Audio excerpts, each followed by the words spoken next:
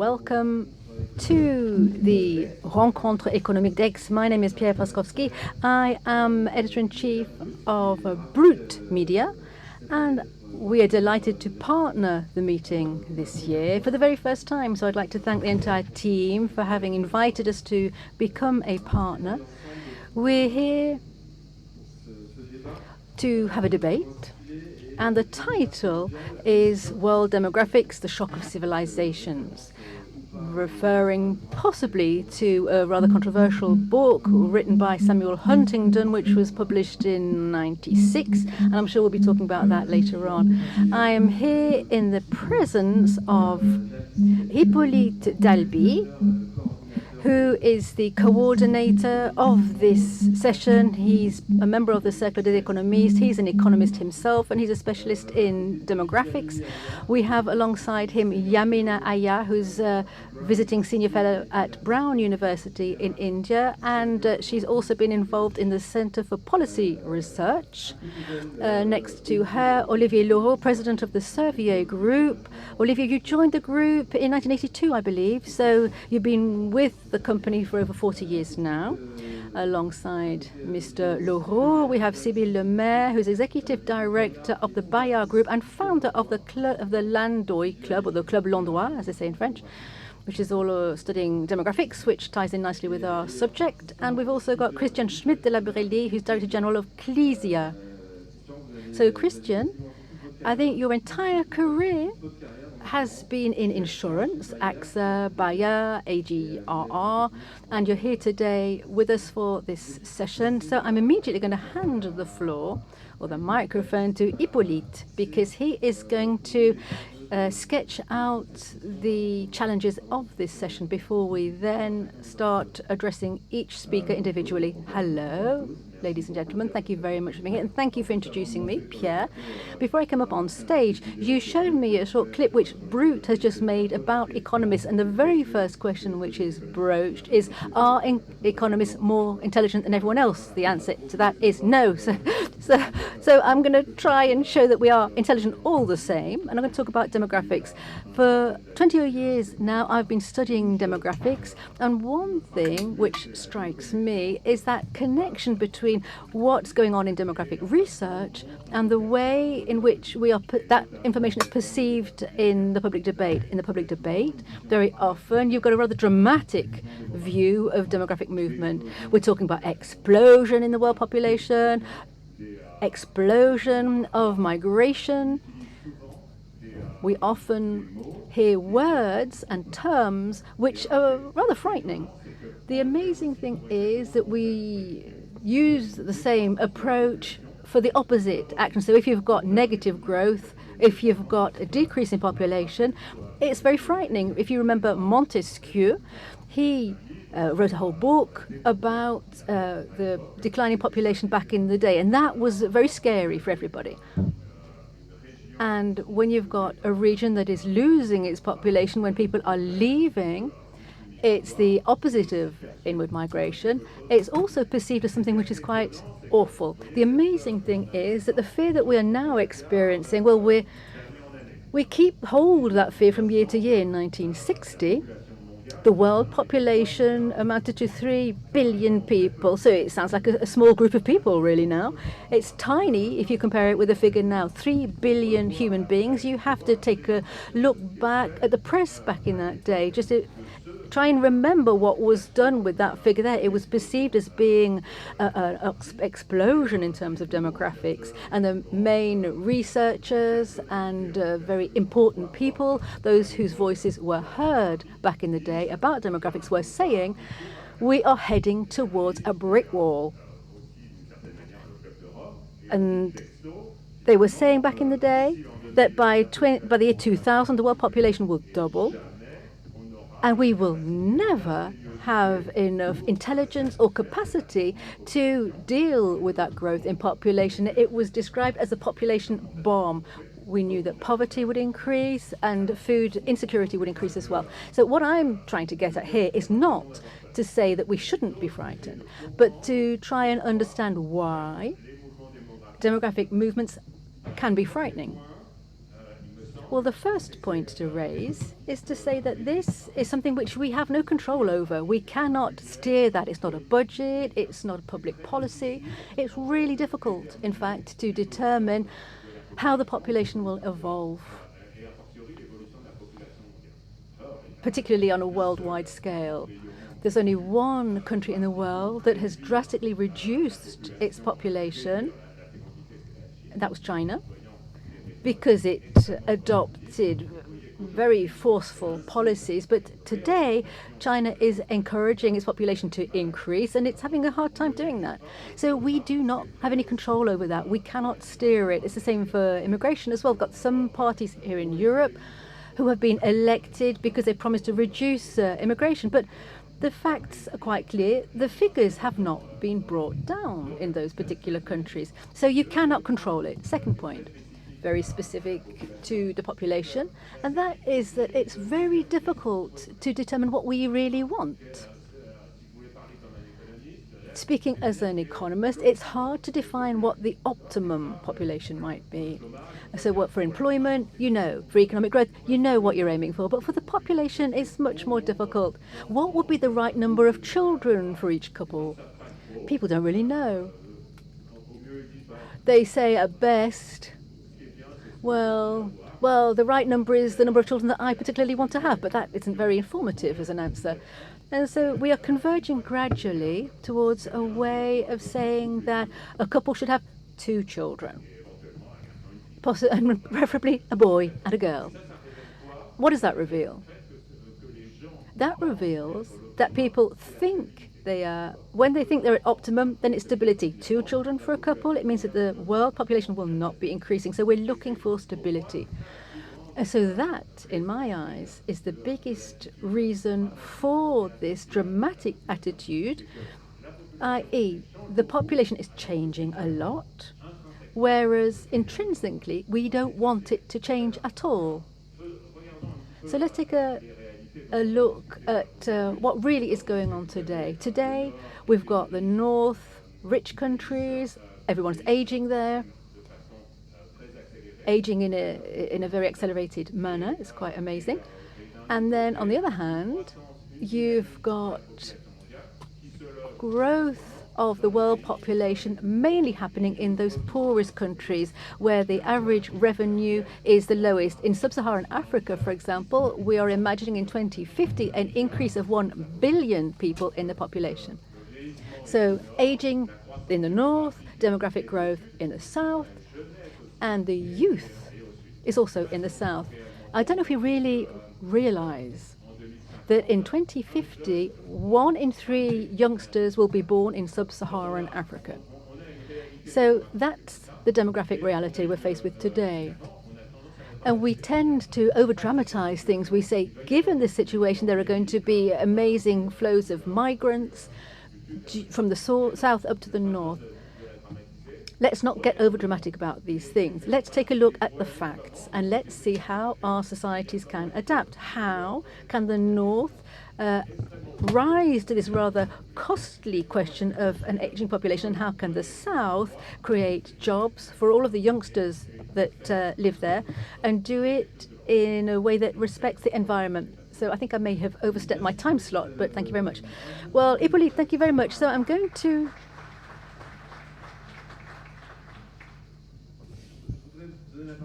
hand the floor to Yamini AIYAR. So Yamini, you are from India, and you are at the head of Center for Policy Research, and I would like to know your point of view on, and the point of view of emerging countries on these great demographic trends that we're witnessing. And I'd like to know how we can put in place dignified migration for these countries. Thank you. It's an absolute privilege for me to be here. Thank you very much for inviting me and giving me a chance to engage with such a wide variety of issues and wide variety of people.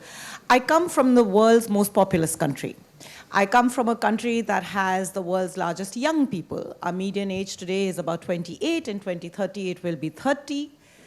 And it's really fascinating for me to be here in France which is now, along with many other parts of Europe, an aging population. The contrast in the nature of the challenge, to me, is really stark. And yet I see in conversations we are having in India and conversations I'm witness to here in Europe, that there is actually two sides to the same coin, and the two can complement each other very effectively. India's biggest challenge is that this young demographic is in desperate search of work. We are simply not able to generate the kind of employment that is needed for this demographic dividend that we ought to be converting into a great opportunity. We aren't able to do this for reasons of our own and the dynamic of our economic trajectory. But in more ways than one, there are parts of India whose economies have benefited hugely from mobility of workers. One of India's, in fact, ironically, least populous state, its total fertility rate is lower than the average, national average, with the highest human capital, has built out its economy in the last 25 years on the back of remittances and movement of people between the southern state of Kerala and the Gulf countries. This has in many ways benefited the economy of Kerala, but it has also benefited in no small measure the economies of Gulf countries, where workers across both low-skilled and semi-skilled and high-skilled workers have been moving in a continuous pattern. Labor mobility can in fact generate a very important synergy that benefits economies which are at different parts of their development. In Europe, we have a challenge of aging. OECD suggests that Europe is going to need about 400 million workers in semi-skilled and medium-skilled forms of employment, particularly in the arena of old age care. India, on the other hand, has been one of the most successful exporters of services, movement of people, because we have a high demographic dividend. We have also been able to generate a large number of educated youth that are in search of jobs both within India and outside, and provide high-quality services. And the care industry is a really good example of where nursing export of nursing skills and medical skills has been a very big part of India's service exports, along with technology. There are ways in which this can work very effectively together, because Europe needs these workers, the West needs these workers. The global South, with its high population, by one estimate it would be about 1.4 billion workers, of whom only about 60% will find work in their home countries, are also looking to explore the world. The question and challenge that we have to confront is this: how can we manage this mass movement of people that will benefit all economies globally in a way that ensures dignity of workers? Coming from the global South, coming from India, the big question on our minds is how do we ensure that our workers can move in ways that are legal, in ways that are secure, in ways that recognize their cultural contexts. And I know a similar debate is going on here in Europe as well. How do we ensure integration of different communities in ways that are both multicultural at one level, but also preserving the dignity of workers? There is a way to build this, but first we have to acknowledge that this is a reality. People will move, our economies need it, and there is a way to build synergies both in the global South and in the global North to ensure that we can do this in a dignified way. Thank you.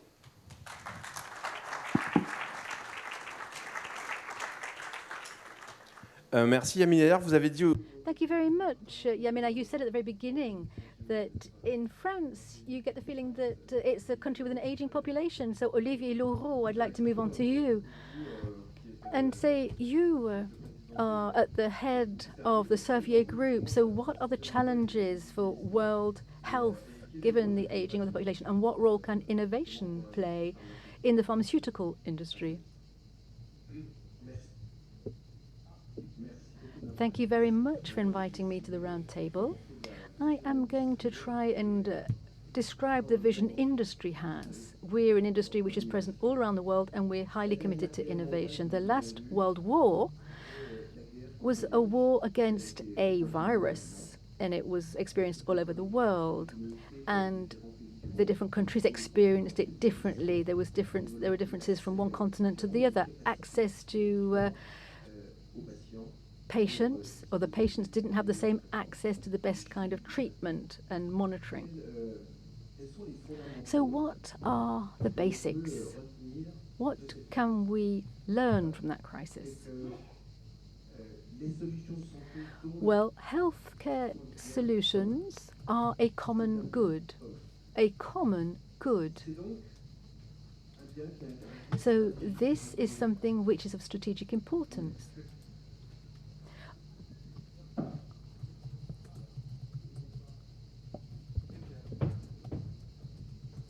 So this is not something which is just for one country alone. It's for all countries and all patients all around the world. The second thing which we learned, or the second basic thing which we learned, was that seeking a new solution for future pandemics, because there will be pandemics in the future, seeking therapeutic solutions for chronic illnesses has to involve innovation, and that is a long-term project. It's hard to grasp that sometimes. It's hard for patients to accept it, that it takes a long time to discover solutions. There's a second criterion in innovation, and that is that it's risky.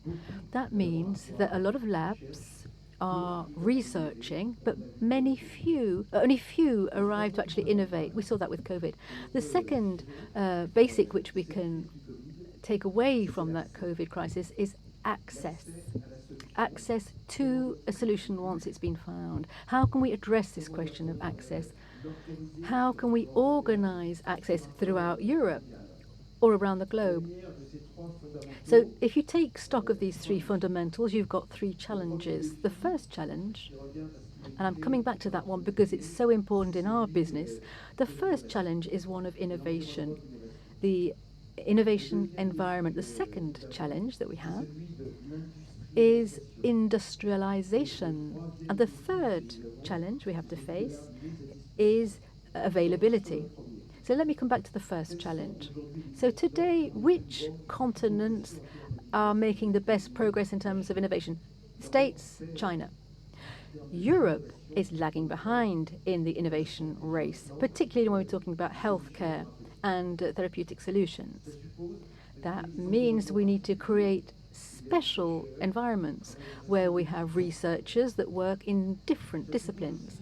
It also means that we have to become used to taking risks. We have not to be risk averse. Mustn't be averse to risks. So we've got money, which will be needed to set to one side for future pandemics, reserved for therapies, which will be needed for the illnesses of tomorrow. We need to be investing that money now to deal with those future illnesses. So let's imagine that public-private partnerships could be better developed. We see this in the States. It's really easy there to set up a public-private partnership. It's much harder in France, sadly, to construct that kind of partnership, whereas there are so many benefits to be had. And then we've got this challenge. The second one is industrialization. That means we have to anticipate. To have a factory that can produce a vaccine takes time. It takes 4 years, 5 years, but a pandemic will arrive more quickly than that. So you have to anticipate. Europe has started to anticipate. Just take a look at how the states have broached this subject. They were really fleet of foot. We also have to address the question of access. What are the priorities going to be, depending on existing demographics? So how can we guarantee that all of the investments, all of the capital that has been dedicated to these development programs, industrial programs, gives advantages back so that we can invest in the long term? So I'd be very happy to answer that kind of question. Thank you very much. So we've talked about the aging working population. Sibylle Lemaire, may I ask you what role businesses play in terms of employing the elderly? Hello, everybody. My main message here is very simple, and it's at the core of the development of 26 public-private enterprises who are here in France. We can no longer sweep demographics under the carpet. Businesses are a powerful lever for changing people's mindset. I'm going to broach 3 points. The consequences of demographics are, we haven't drawn all the consequences yet. Secondly, businesses would have an advantage to study the question, and 3, what have we learned from it? Firstly, we haven't drawn all the conclusions from demographics, and I'm always amazed by that, and I share Hippolyte's point of view on that one. In fact, all of the planets are aligned to broach this subject serenely for 3 reasons. First of all, we can be objective about it. Demographics is a precise science. This subject involves absolutely everybody. Let's remember what Groucho Marx said. In every old person, there's a young person who's wondering what on earth what happened. This subject should allow everybody's points of view and interests to come together, but sadly that is not the case. Particularly here in France, where more than any other country, we are refusing to address the subject straight on. This question of life's being longer, the question of aging, and that means that we have a senior employability rate which is 10% below the rest of Europe. Second thing, we are noting that the situation is evolving slowly because businesses are noting that the retirement age is going to be pushed back, so they have to broach the subject, and it's important to them for human resources and from business point of view. Let's talk about human resources to begin with and how you employ senior citizens. There's a barrage in terms of the employees and the businesses.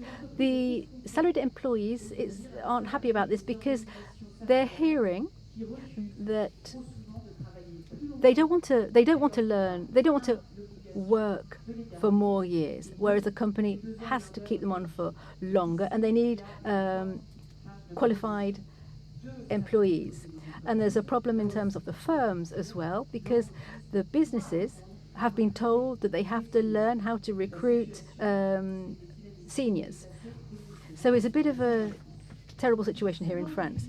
If you look at it from a business point of view, progress, as Anna Arendt said, talked about progress, and the longer lasting lives are changing things, and the employees have to answer the new needs of the employees. We have single parents, we have mental health, the well-being of employees, and we have to work towards their improvement so that the companies perform better. This pyramid of ages is not being taken into account, and that has an impact on how work is organized and in absenteeism and productivity. Third point, if you've got a group of businesses where you listen to Adolphe Landry and Louise Duras, they were talking about a theory which addresses 3 things. Firstly, we have a commitment charter for your employees if they're over 50. It's an open source document. Anybody can read it. All businesses can read this document if you want to join us. 136 businesses have signed it, and most of the CAC businesses have signed it for their international subsidiaries. We launched an index. It's on a voluntary basis here in France for employing those who are over 50, and we are working on a human capital index because it is a key factor of competitivity in the long term. So to conclude, whereas we know that public authorities no longer have any room for maneuver in financial terms, then it's down to the businesses and firms to grapple with this subject. We have to shift from a policy of eviction to prevention. Thank you very much, everybody.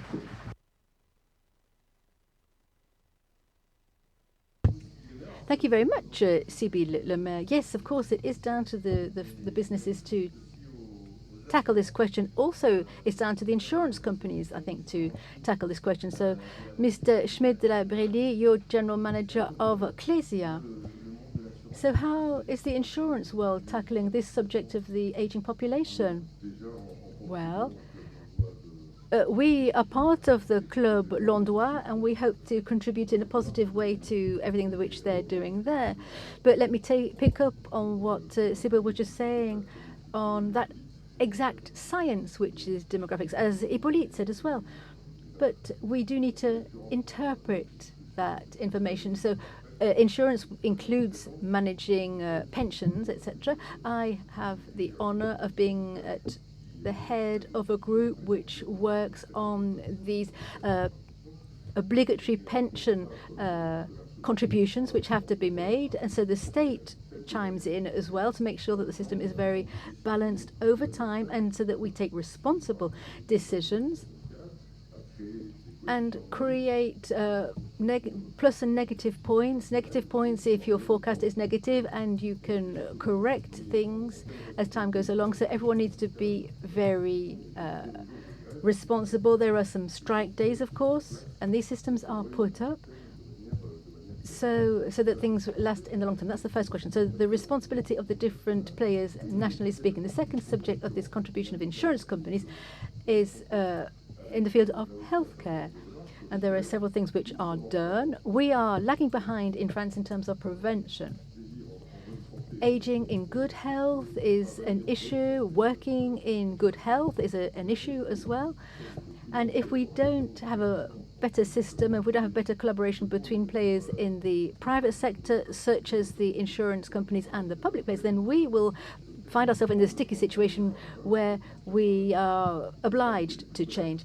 I can give you an example here. I experienced this with chemists. 2 years before COVID, for 18 months I was fighting with them to make sure that the salaried employees at the chemists could be vaccinated directly, autonomously, without having to go through that complex process which was causing bottlenecks in all the dispensing places. At the end of the day, we had the Ministry of Health who allowed us to have an exceptional test, a trial period. So during COVID 2019, that was the case, and we noted that the anti-flu vaccination is a natural, perhaps a benign risk, and it's not a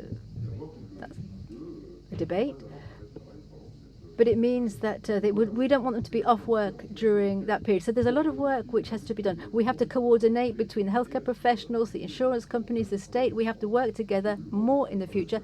And I've seen some programs concerning truck drivers, or people who work in restaurant, or jobs where people are standing up all day, or people who are driving forklift trucks and things like that. So when you're working on prevention, you can work in better health. And the second subject, as an insurance company and as a business, and here I can see Flora Simoni in the room, so I can talk about the institution which I work with. We see that there is a feeling and a need for all businesses throughout life to take care of the people who work with them, to make sure that the quality of work is fine, what the quality of the working environment is fine.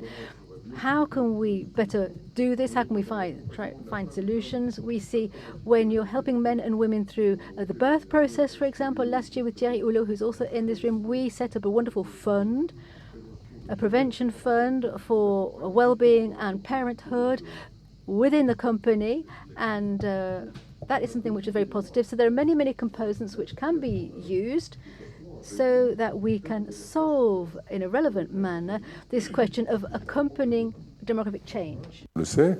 Everybody knows it in terms of retirement, but also life insurance, value sharing. We are pursuing a logic of capitalization and transmission.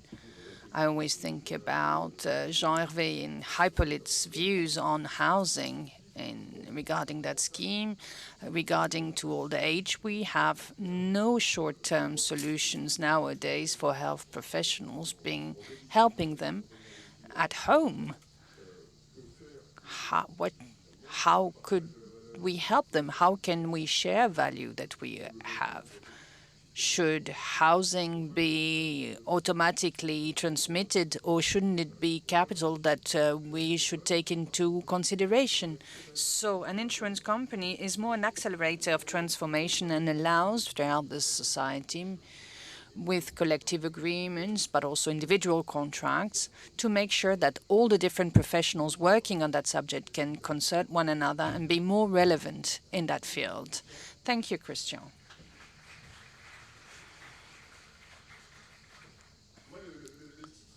The title of this session struck me, I have to say, The Clash of Civilizations, namely this reference to Simon Huntington and the clash between the North and the South.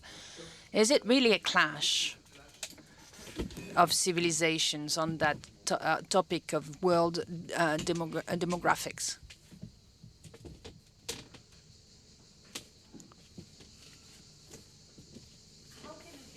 The globe has always moved and benefited enormously from that kind of movement. It was that movement of people that had discovery of new land. It is that movement of people that created all forms of food.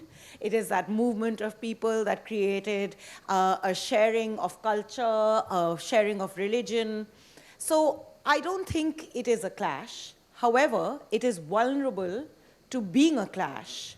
It is vulnerable to being a clash because we are in a very uncertain phase in our history. We are in an uncertain phase because countries across the globe are experiencing massive amounts of change and in very different ways.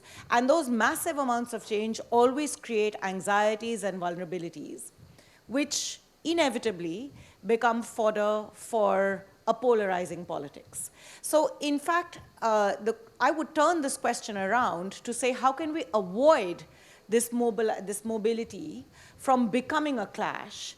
Because people moving is part and parcel of history. People will move. We have to ensure at this moment in history how we can enable that movement to happen in ways that are complementary rather than in ways that contribute to deeper and greater polarization. That means that we have to think through dignity of labor. We have to think through ways of assimilation of cultures, but at the same time find ways of creating spaces where cultures can thrive in their own forms. I think this is the first critical moment in history where, post the formation of nation states and ideas of nationalism having become very core to our sense of identity, we are seeing mass movements of people. And we are seeing these mass movements of people under very different kinds of circumstances. I spoke a lot about movement of people in the context of search for work. But you're also seeing movement of people in the context of crises, movement of people when there is war, movement of people in the context of famine, movement of people in the context of fear of different kinds. How do we create an environment in which that mobility and movement can be welcoming, but at the same time recognizing the complexities of where people are moving and the complexities of who is moving and how we can create that integration. It requires us as citizens of different nation states to also put a check on our politicians who inevitably use anxieties and fears to create new types of politics that we should be wary of. I see this happening in my own country, even within the context of a nation state, so evidently that it's really important for us to have more conversations like this to remind ourselves of the value of mobility and the value of learning from different cultures, different ethnicities, different languages, different ways of the world to assimilate into creating a new world that we shall see going forward. Merci beaucoup. Thank you, Yamini. There's also this matter of North and South and the role and the importance of women in this new direction, in this new shape of demographics. So, Sibylle Lemaire, I would like to have your opinion on this because it's very important for you, isn't it? Yes, it's important for me in the steps of prevention of clashes, because we are really at the center of demographical transitions. They have a more acute risks to become actually old, elderly, poor, and that's not an insurable risk for two reasons. To give you some figures, 30% of women that retire in France perceive less than 890 euros a month. We know why. That's salary inequalities, that's partial time, and that's the drastic circumstances relating to monoparenthood.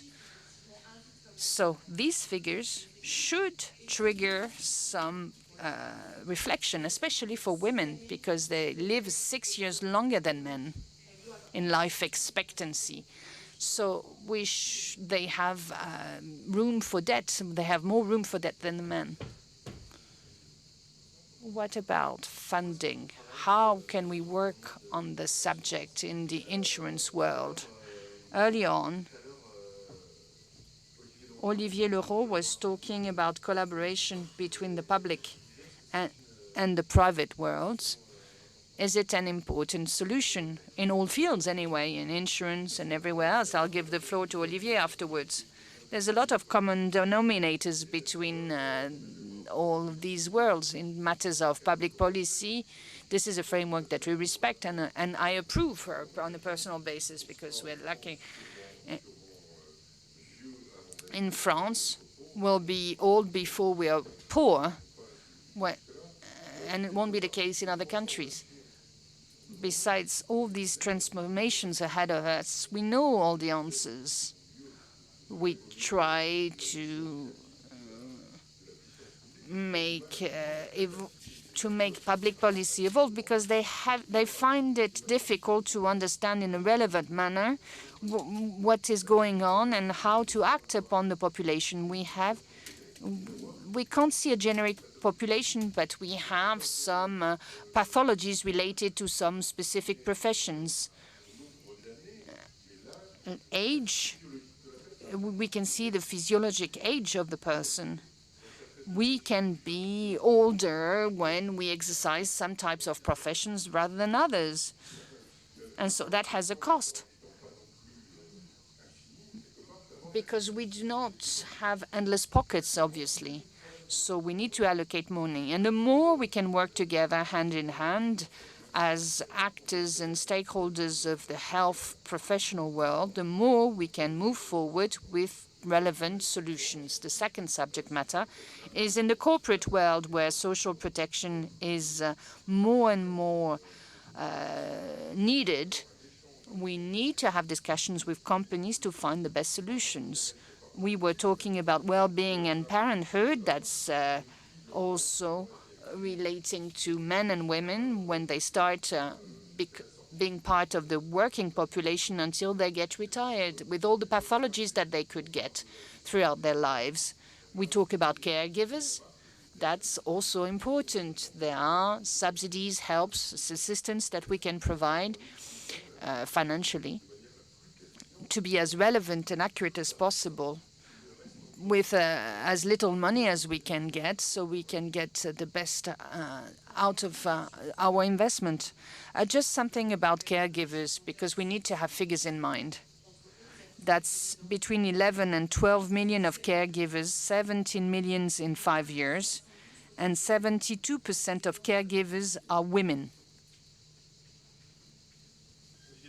Olivier LAUREAU, I would like to have your opinion when you talk about the articulation between the public world and the private world in the pharmacy sector industry.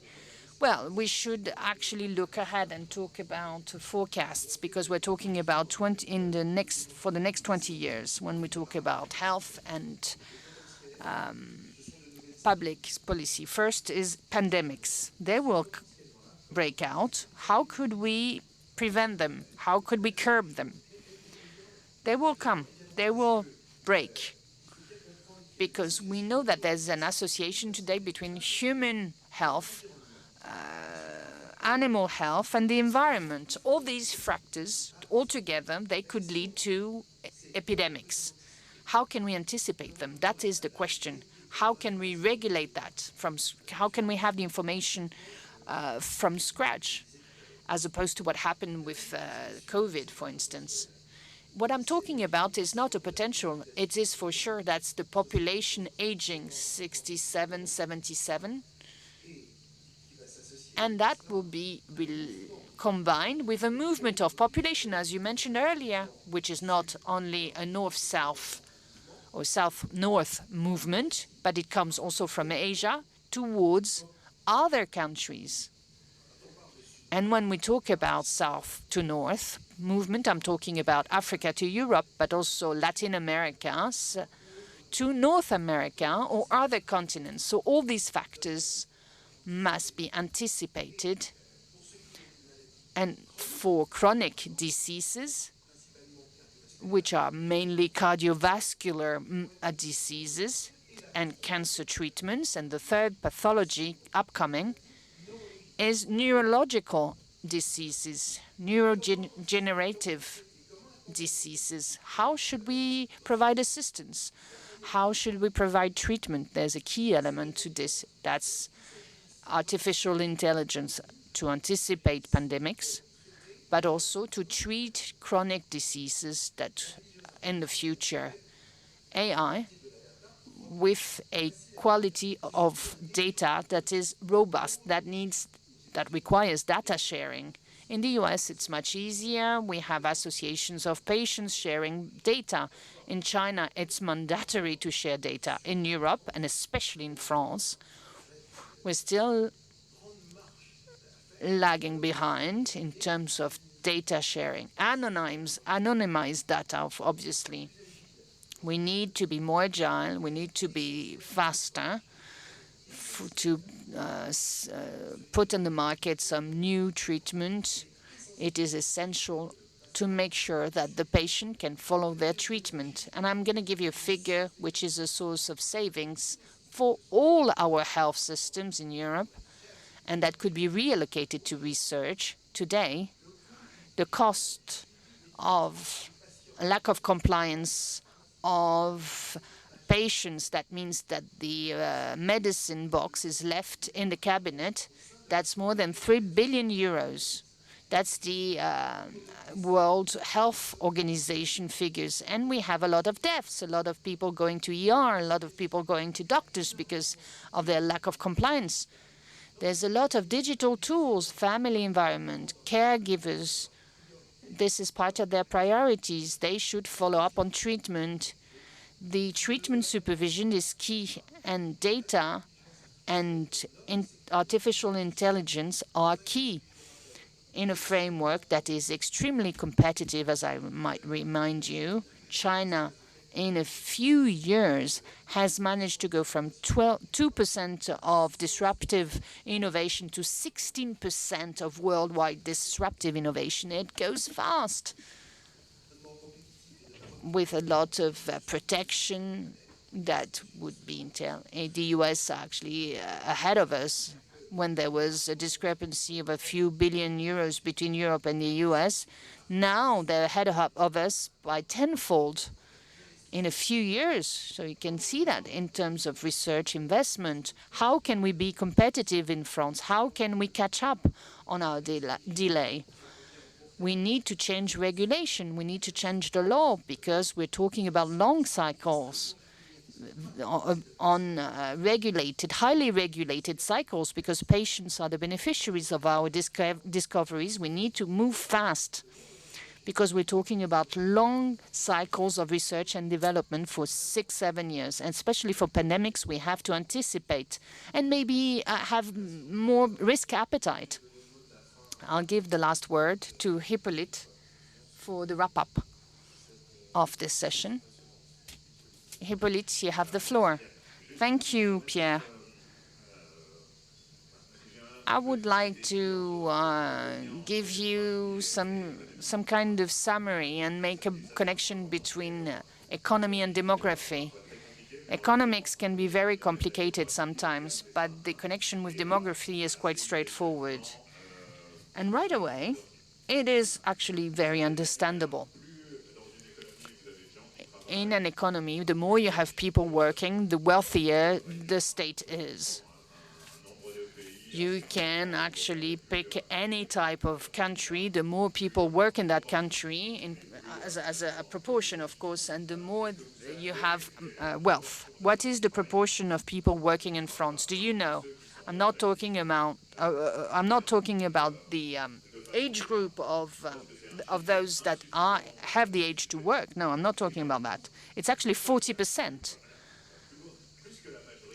That means that 60% of the population does not work. Children, retired people.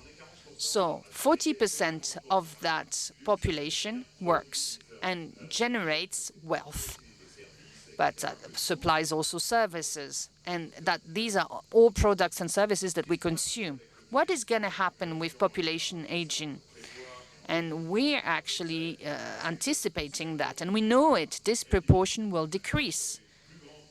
You'll have a greater proportion of people not working, and so the population will get poorer. When we need to fund the consumption of more people, we get poorer, and that's the way it is. So what are the solutions? Well,